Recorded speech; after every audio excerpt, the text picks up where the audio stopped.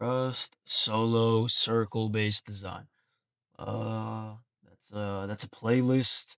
This is just probably a super expensive base. We're looking for something very simple. Starter base. You get another tower. Old Rust.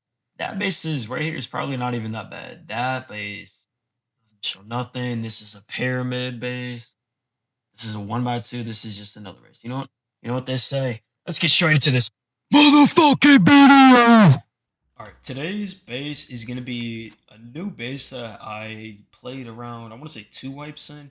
It's a really good solo duo base. Maybe you could fit a trio, but I probably wouldn't recommend it just based on the size of the core. It's gonna be a circle core. Let's get straight into it to this tour.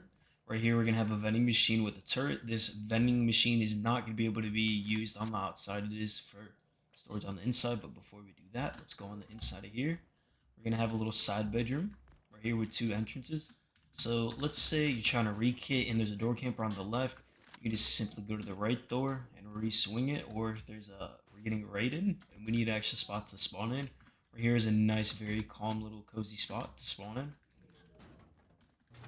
in. We got an auto turret with our G doors right here. Very easy to open and shut from above too. Right here, there's gonna be two side bedrooms like this on both sides here and here. And then one of these little modules, as you see, is going to be our front door entrance. Let's go to the ground. Let's walk up it. It's very easy to get in. Got a nice little airlock, so if you open up this door, the raiders will be stuck, or door campers will be stuck right here. Right here, if you've seen this, it's going to be a oil refinery tucked away. Now, early on, I would recommend placing, if you don't have the refiner, I would recommend placing a piece of twig like this, upgrading it to wood, so it's a little bit easier to get in and out of. And if you're getting door camps, somebody might fall in. It's really easy to break the wood, so I'll just probably do that. Let's get inside of the base, actually, this time. Some G doors on the inside. Very easy and calm, very open core. Sorry, not core, second floor. Two vending machines for storage. As you see, this is not reachable by drones, so I wouldn't recommend putting anything in the shop just in case. Now let's get down to the core. It's going to be a staircase bunker. Now this twig is for the upper bunker, but before we go up, let's go down into the core. This core can be changed around a little bit, but this is the core I went with just for simplicity and the staircase bunker method. We're going to have 5 barrels, 2 bags into tier 2. Tier 3 is obviously the go-to move, but tier 2 is easier for downstairs. I would recommend placing tier 3 upstairs in the second floor.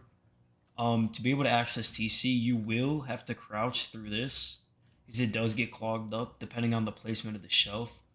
So right here, you're able to fit a lot of upkeep in here, multiple days. Right here, simple as this. All you do is break it.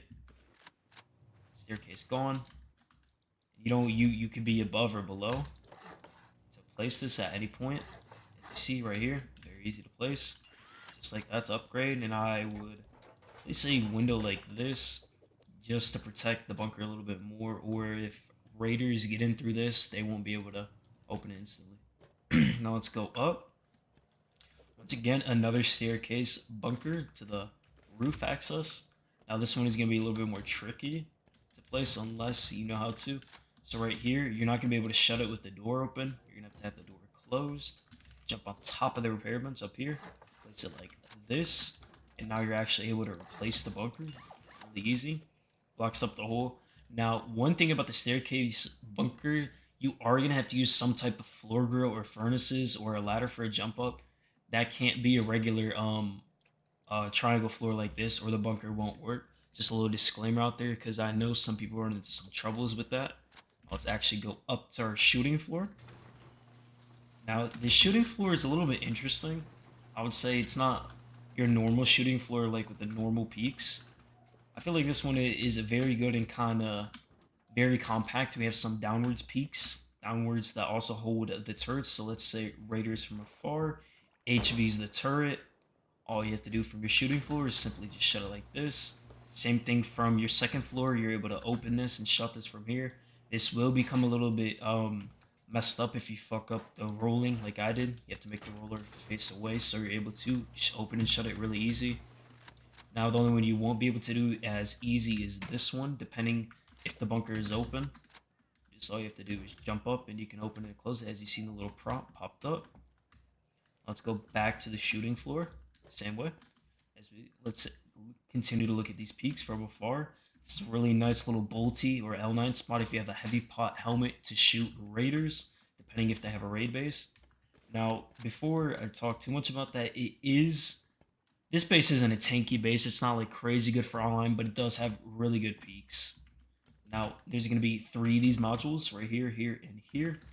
Jump up. It's really easy to get on top of all of them. Just a simple crouch jump, and then you can see this little very tight angle. Really good for holding. Medium range and really close. This one is obviously the farther range and a lot more open. Brutalist peak on all 3 corners, so you're able to get really good angles. You have 3 roof peak ups. Let's go to a different one just so you can see. Same thing here, 3 roof peak ups.